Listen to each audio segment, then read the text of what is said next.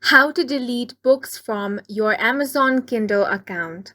Hi guys, welcome to our channel. Let's begin. In this video, I will guide you on how you can delete books from your Amazon Kindle account. For this, you first of all want to open the Kindle app on your device. If you don't have this application, you can head over to Play Store or App Store in order to download and install this. Once you have launched the application, make sure to sign into your account.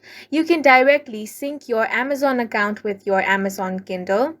Then, once you have been logged in, you want to tap on the library option. Here, you can find all the books on your Kindle account. Now, if you want to delete any of the books, simply tap and hold on that book.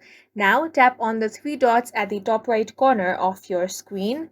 If you just want to remove this download, tap on Remove Download option. If you want to permanently delete this book from your Amazon Kindle account, tap on the Permanently Delete option.